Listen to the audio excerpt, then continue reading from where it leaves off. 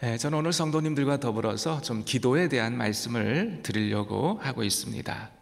여러분, 우리가 기도를 얘기할 때에 기도는 호흡과 같다, 우리가 이렇게 얘기를 합니다. 이 말은 우리가 기도하지 않으면 죽는다라는 이런 말이 되는 것이죠. 기도라고 하는 것은 생명과 같다는 말씀입니다. 여러분, 우리가 신앙생활을 하면서 여러 가지 많은 것들을 하죠.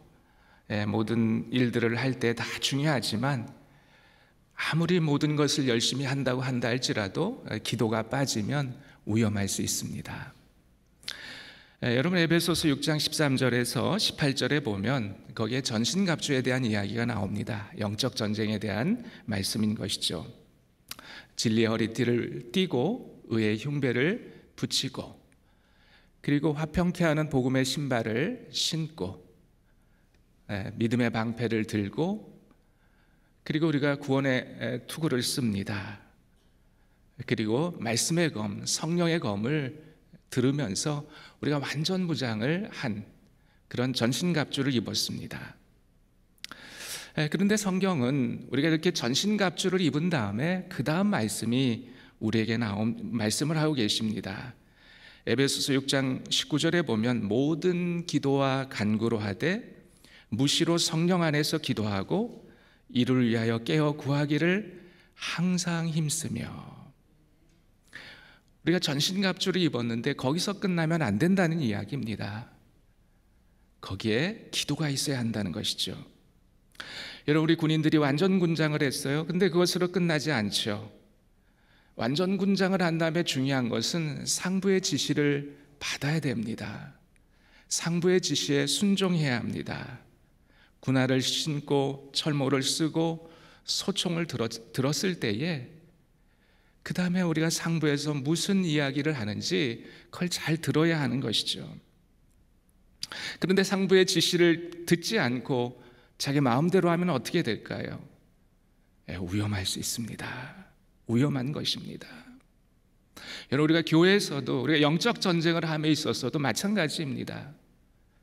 우리가 이렇게 전신갑주를 입은 다음에 그 다음에 이것도 중요한 것이죠. 그 다음에 우리는 하나님의 음성을 듣고 하나님의 뜻을 알아야 합니다.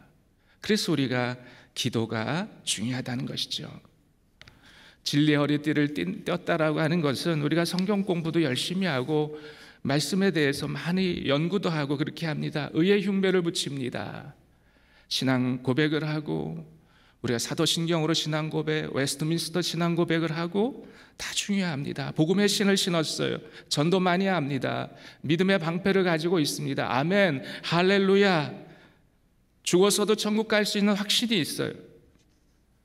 구원의 투구를 쓰고 구원의 확신이 있습니다. 성령의 검, 말씀의 통찰력이 있어요. 그럼에도 불구하고 우리가 기도하지 않으면 이런 능력들이 오용되어질 수 있다라고 하는 거예요. 그래서 우리는 기도하면서 하나님의 뜻을 구하는 것이 참 중요합니다. 그런데 사실 우리가 다 경험합니다만 기도 생활이 쉽지가 않습니다. 어렵습니다. 우리 성도님들이 주방에서 2-3시간 봉사하는 것, 그것도 어렵고 귀한 일이지만 사실 그것보다 20분, 30분 기도하는 일이 더 어렵습니다. 오늘 우리 찬양팀에서 귀한 찬양, 아름다운 찬양을 하셨는데요, 우리 1-2시간 연습하고 예배 시간에 찬양으로 봉사할 수 있습니다. 귀한 일입니다. 참 그 예배에 우리 찬양팀을 통해서 많은 은혜를 받습니다. 그런데 1-2시간 우리 찬양팀이 또 성가대가 연습하는 것보다 1-2시간 기도하는 것이 더 어렵습니다. 저도 목회자이지만 목사로서 설교 준비하는 10시간, 20시간 할 수 있어요. 투자할 수 있어요. 근데 그만큼 기도하는 것이 사실 어렵습니다. 여러분, 우리가 이제 사순절 시간을 보내고 있고 오늘도 장로님 기도하는 내용을 들어보니까 이제 내일부터 사순절 특별 새벽 기도회, 서원 새벽 기도회가 있는 것 같습니다.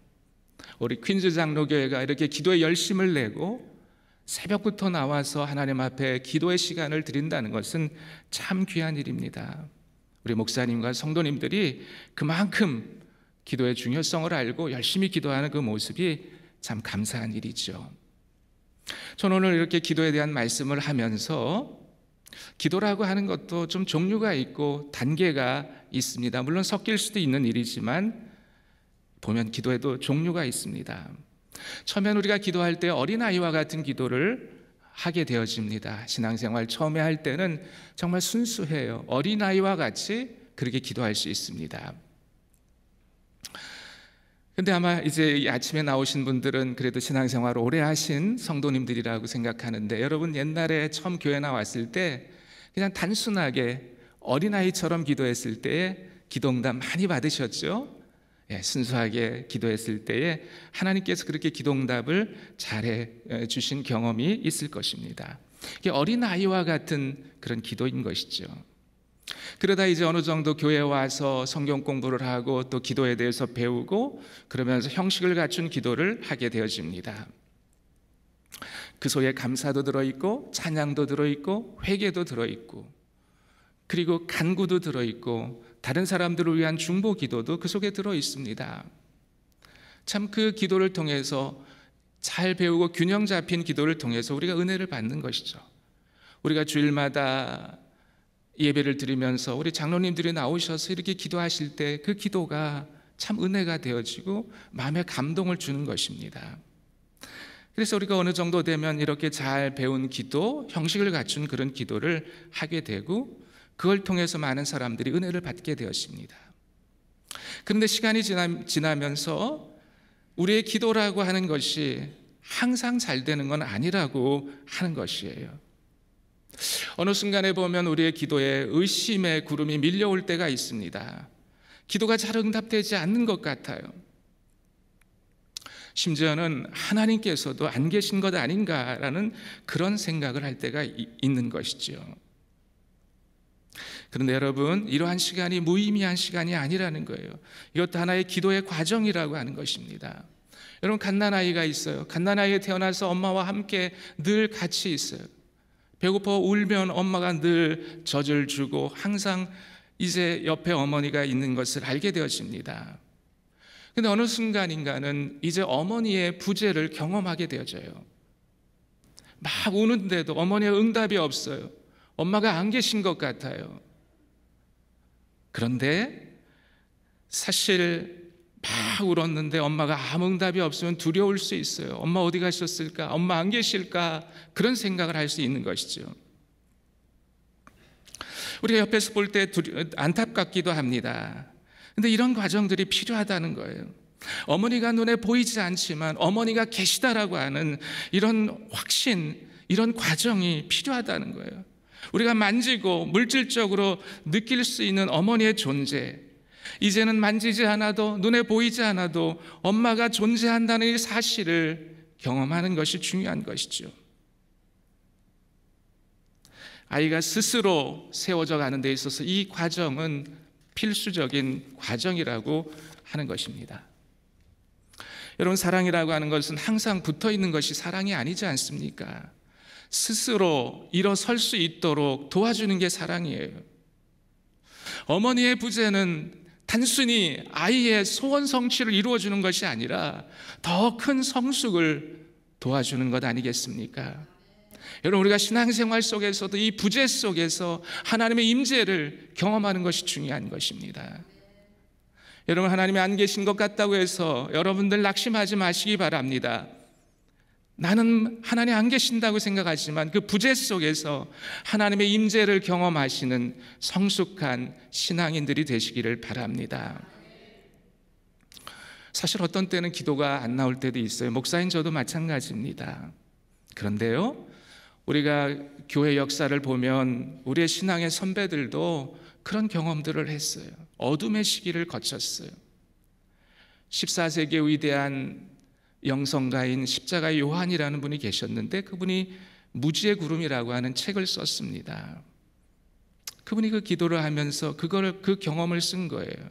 무지의 구름, 영적인 어둠의 시기, 영적인 침체기, 그런 위대한 영성가이지만 그분도 이런 무지의 구름을 경험했다라고 하는 것입니다.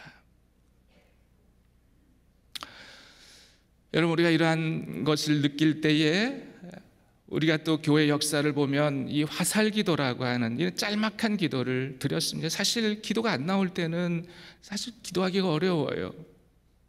화살기도라고 하는 건 마치 화살을 하늘에 쏘듯이 그렇게 하나님을 향해 짧게 쏘는 그런 기도를 말합니다. 예를 들면 기도가 안 나올 때요, 하나님 저를 좀 불쌍히 여겨주세요. 하나님 저를 불쌍히 여겨주세요. 짤막하지만 하늘을 향해 화살을 쏘듯이 정말 하나님 앞에 전곡을 찌르는 그런 기도를 할 수 있습니다. 저도 이민교회를 한 17년 목회를 했는데 새벽에 목사가 기도할 때 항상 잘 되는 건 아니더라고요. 힘들고 지치고 성도님들과 어려움이 있고 갈등 관계가 있을 때는 그럴 때 더 많이 기도해야 되는데요, 더 기도가 안 되는 거예요. 강대상에 앉아서 무릎을 꿇고 기도하는 내용이 하나님 좀 긍휼히 여겨주세요. 하나님 저를 좀 불쌍히 여겨주세요. 그렇게 30분 1시간 기도를 합니다. 하나님 저를 긍휼히 여겨주세요. 그러다가 졸아요. 한 5분 10분 이렇게 졸다가 다시 깨가지고 하나님 긍휼히 여겨주세요. 불쌍히 여겨주세요. 그렇게 30분 1시간 기도한 경우들도 많이 있습니다. 여러분, 짧지만 내가 정말 기도로 유창하게 하기 어려울 때에 하나님 저를 긍휼히 여겨주세요. 주기도문의 첫 구절인 하늘에 계신 우리 아버지요, 이 한 구절 가지고 하나님 앞에 기도하셨어요. 하늘에 계신 우리 아버지요, 하늘에 계신 나의 아버지요. 짧은 기도를 가지고 기도할 수 있다라고 하는 것입니다. 우리 퀸즈 장로교회는 어떤지 모르지만 우리 한국교회가 가지고 있는 그런 또 특별한 기도 전통이 주여 삼창이라는 게 있습니다. 주여 주여 주여.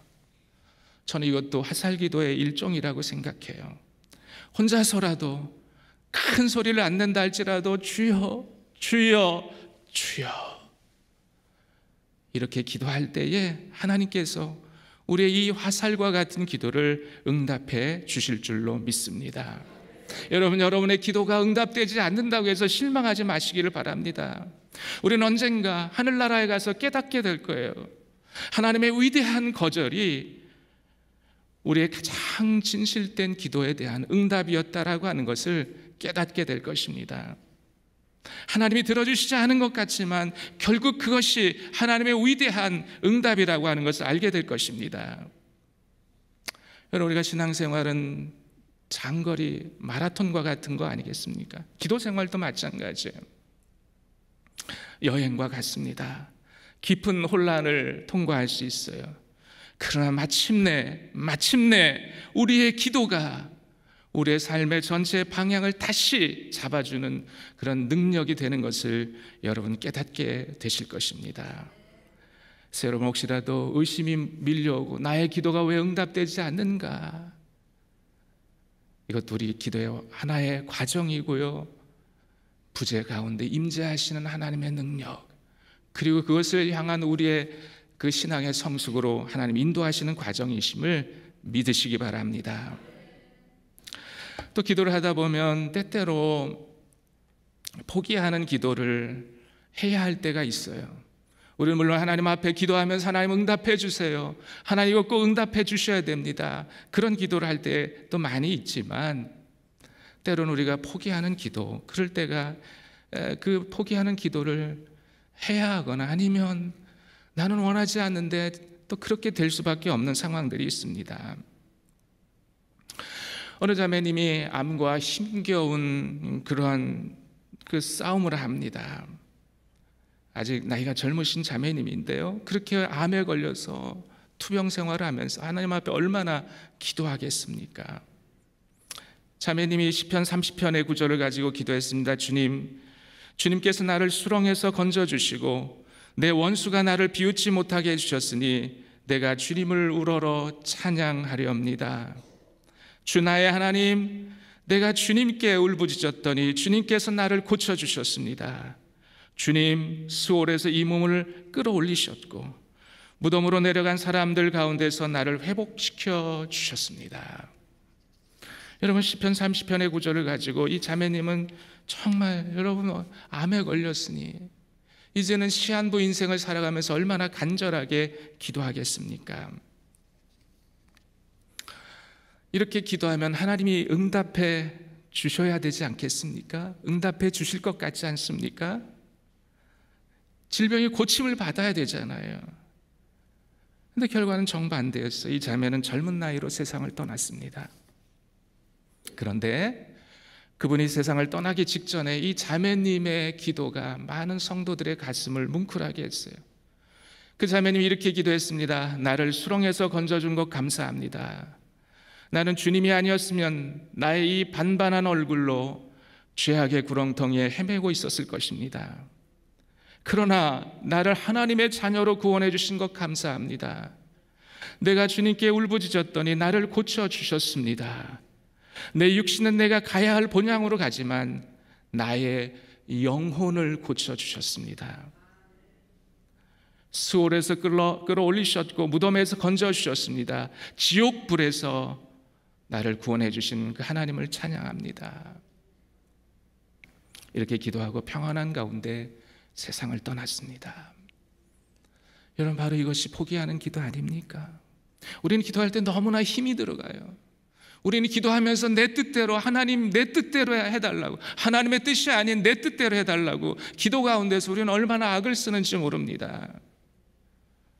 그러나 이런 내려놓는 기도, 포기하는 기도, 이 기도 훈련이 필요하다고 하는 것이죠. 오늘 본문은 우리에게 두 가지 기도를 알려주고 있어요. 오늘 본문의 13절에 보면 너희 중에 고난당하는 자가 있느냐? 그는 기도할 것이요. 즐거워하는 자가 있느냐? 그는 찬송할지니라. 너희 중에 병든 자가 있느냐? 그는 교회 장로들을 청할 것이요. 그들은 주의 이름으로 기름을 바르며 그를 위하여 기도할지니라. 여기 보면 우리가 살다 보면 고난에 처할 수도 있습니다. 병든 가운데 거할 수도 있습니다.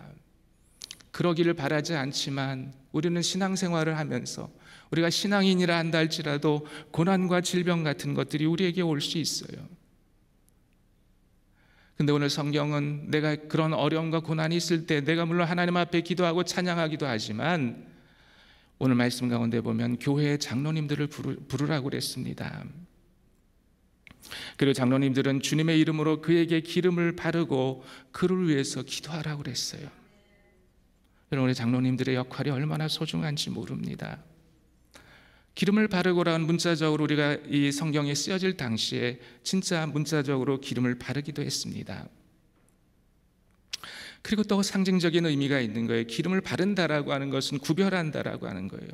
그걸 귀하게 여긴다는 거예요. 여러분, 누군가를 위해서 중보하실 때 기름을 바르고 기도하세요. 그분을 구별되게 생각하시고 그분을 귀하게 여기고 기도하세요. 아무렇게나 하지 마세요. 정말 그분의 마음 가운데, 그분의 심정 속에서 그분을 소중한 분으로 여기고 기도하셔야 합니다. 정말 그 아픔 가운데, 고난 가운데 있는 얼마나 고통스럽겠습니까? 그분의 심정을 가지고 기름을 바르고 기도해야 한다라고 하는 거예요. 그리고 본문 16절에 보면 그러므로 너희 죄를 서로 고백하며 병이 낫기를 위하여 서로 기도하라. 의인의 간구는 역사하는 힘이 크니라. 사순절 기간 동안에 사순절 기간이 왜 소중한 겁니까? 물론 우리가 똑같은 날이지만 사순절을 통해 십자가를 묵상하고 그리고 부활의 주님을 우리가 생각하지 않습니까? 내 속에 있는 죄를, 내가 얼마나 죄인인가를 깨닫는 거 아니겠습니까? 여러분, 우리가 아픈 것은 내 죄 때문에 그런 것은 아닌 경우들도 많이 있습니다. 그러나 때때로는 하나님께서 내가 질병이 있거나 아픔이 있거나 고난이 찾아올 때 왜 나에게 이런 일이 있을까? 나를 한번 돌아보는 건 필요한 거예요. 그리고 사랑의 공동체가 모여서 나의 죄를 고백할 수 있다는 이 공동체가 있다는 것은 참 귀한 일입니다. 공동체는 우리의 약점을 같이 함께 공유하고 기도할 수 있는 것이 얼마나 소중한 것인지 모릅니다. 저는 우리 공동체가 퀸즈 장로교회 이 공동체가 그런 공동체가 되기를 원합니다. 내가 죄에 있을 때 죄를 서로 고백할 수 있고 그 죄를 들으면서 정말 같이 그 약점을 공유하면서 그걸 위해 진심으로 기도할 수 있는 그런 공동체가 되기를 원합니다. 우리가 죄를 고백할 때도요, 성경에 보니까요, 아무한테나 고백하라고 하지 않았어요. 네, 의인에게 그렇게 간구하라고, 그렇게 고백하라고 그랬어요. 그래서 의인의 간구하는 역사는 힘이 크다라고 그랬어요. 의인이란 어떤 사람일까요? 물론 그리스도를 믿는 사람이에요. 더 나아가 나를 진정으로 사랑해주고 나를 존중해주는 사람, 나의 일을 자신의 일과 같이 여기는 사람, 이런 사람이 오늘 말씀 속에 나와 있는, 본문에 나와 있는 의인이 아니겠습니까? 그런 분들의 간구가, 그분들의 기도가, 중보 기도가 역사하는 힘이 크다라고 말씀을 하고 있습니다. 저는 우리 퀸즈교회 우리 장로교회 성도님들이 이런 공동체가 되기를 소원합니다. 또 오늘 본문 속에서 후반부에 보면 엘리야는 우리와 성정이 같은 사람이로되 그가 비가 오지 않기를 간절히 기도한즉 3년 6개월 동안 땅에 비가 오지 아니하고 다시 기도하니 하늘이 비를 주고 땅이 열매를 맺었느니라. 여러분, 야고보 사도가 오늘 이 기도에 대한 이야기를 하면서 열왕기상 18장에 우리가 잘 아는 엘리야의 그 강청 기도, 그 예를 들어서 우리가 같이 강청 기도하자고 이야기를 하고 있어요. 여러분, 열왕기상 18장을 읽어보시면 여러분 다 아시잖아요.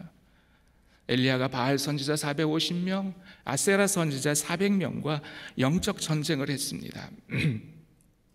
제물인 송아지를 가지고 각을 뜨고 나무 위에 올려놓고 불로 응답하는 신이 참신이다라고 하는 이런 그런 진리의 대결, 누가 참신인가? 바알신, 풍요의 신, 물질의 신이 참신인지, 아니면 우리가 믿는 여호와 하나님이 참신인지, 그 진리 대결을 하지 않았습니까?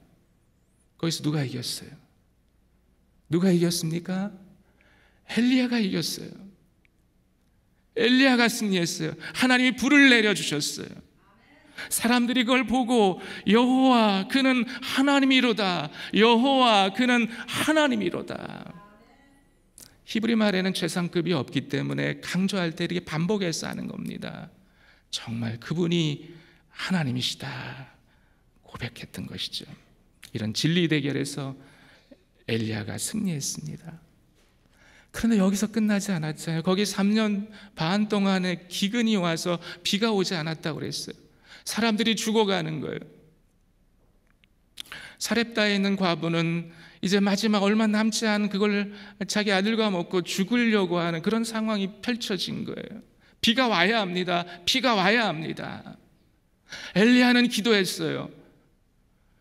물론 하나님께서 엘리야를 통하여서 비가 오겠다는 약속도 해주셨지만 그 약속을 붙잡고 하나님 앞에 기도하는 거예요. 우리는 알아요. 그래서 여러분들이 하나님이 우리의 진실한 참 하나님인 거 알아요. 그래서 여러분이 이 자리에 오셨어요. 그러나 여기서 머무시면 안 됩니다. 여러분, 능력 대결에서 승리하셔야 되는 거예요. 정말 우리가 필요, 우리의 어려움, 고통 이런 것이 있을 때 여러분 기도하셔서 여기에서 승리하셔야 된다는 거예요. 엘리야는 기도했습니다. 3년 반 동안 비가 오지 않았는데 기도한 거예요. 여러분, 그 기도의 내용이 열왕기상 18장 41절 그 이후에 나오지 않습니까? 어떻게 기도했나요? 엘리야는 갈멜산 꼭대기에 올라가 산에 올라갔어요. 홀로 고독하게 하나님 앞에 서서 기도했어요. 그리고 어떤 자세로 기도했습니까? 그의 얼굴을 무릎에 넣고 기도했다고 그랬어요. 이게 강청기도입니다. 그리고 시종에게 바다 쪽을 살펴보라고 그랬어요. 아무것도 보이지 않는 거예요. 이렇게 열심히 기도하고 산에 올라가서 내 얼굴을 무릎에 넣고 기도하는데도 당장 어떤 증거가 나타나지 않습니다. 엘리야는 계속 기도했어요. 성경은 몇 번 기도했다고 나오나요? 7번. 7번. 7번이라는 숫자는 정말 하나님이 응답하실 때까지 기도한다는 말씀입니다. 강청기도는 그렇게 하는 거예요. 하나님 정말 하나님 응답하실 때까지 기도하는 게 강청기도입니다. 7번째 가서 보았을 때 손바닥만한 그런 작은 구름이 보였던 것이죠. 하늘이 짙은 구름으로 캄캄해지고 바람이 일더니 곧 큰 비가 퍼붓기 시작했다. 그런 말씀입니다. 저는 우리 퀸즈 장로교회 우리 성도 여러분들, 이 사순절 기간 동안에 우리 여러 기도의 그 종류들이 있지만 특별히 한번 강청 기도해 보시기를 바랍니다. 여러분의 얼굴을 무릎에 넣고 하나님 앞에 기도해 보시기를 바랍니다. 산에 올라가서 하나님과 1대1로 독대하면서 하나님 앞에 강청해 보시기 바랍니다. 오늘 우리는 얼마나 기도가 필요한지 몰라요. 오늘 우리는 강청 기도의 필요성이 너무 많은 거예요. 오늘 하루를 살아가면서 내 힘으로 할 수 없는 게 너무나 많다라고 하는 거예요. 자녀들을 위해서 기도하지 않을 수 없잖아요. 얼마나 어렸을 때, 결혼할 때는 결혼할 때, 결혼하고 나서도 얼마나 기도할 내용이 많은지 몰라요. 저도 목회를 해봅니다만 가게를 하는 성도님들은요, 월말이 되면 너무 불안한 거예요. 렌트비 때문에. 제가 목회하던 교회에서 어떤 성도님이 처음 오셔서 교회 등록카드 안에 자녀를 적는 난이 있는데 그걸 못 적고 눈물을 흘리는 거예요. 왜 그러세요? 했더니 그냥 이혼을 하고 그냥 한 10여 년 동안 자녀들도 다 흩어져가지고 보지 못했다는 거예요. 교회 등록카드에 자녀를 적는 날에 그걸 못 적고 눈물을 흘리고 있더라고요. 여러분, 우리가 이런 상황을 보면서 어떻게 기도하지 않을 수 있습니까? 차로 물건을 실어 나르는 어떤 집사님은 정말 그마저도 잘려버리고 안 되는 그런 상황인 거예요. 강청기도 하지 않을 수가 없는 거예요. 어떤 분은 갑자기 건강이 약해지네. 강청기도 하지 않을 수가 없는 거예요. 내 자신이 어떠한 일을 감당하기에 너무나 한계를 느끼는 거예요. 강청기도 하지 않을 수가 없는 것입니다. 내 개인의 문제를 놓고 나의 연약함과 무지함과 지혜 없음을 놓고 강청기도해야 합니다. 가정에서도 자녀들과 함께 기도하십시오. 강청기도하십시오. 정말 여러분의 얼굴을 무릎에 넣고 기도하십시오. 골방에 들어가 기도하십시오. 강청기도란 하나님의 역사를 나의 삶에 가져오는 거예요. 강청기도란 하나님의 역사가 나를 통해서 나타나는 것을 경험하는 것입니다. 이럴 때 우리의 기도의 생활이 풍성해지는 거예요. 그리고 이럴 때 우리는 많은 사람들을 사랑할 수 있는 마음이 생기게 되는 것입니다. 그리고 무엇보다도 주님의 마음을 이해하게 되는 것입니다. 우리 한번 기도하겠습니다. 하나님, 감사합니다.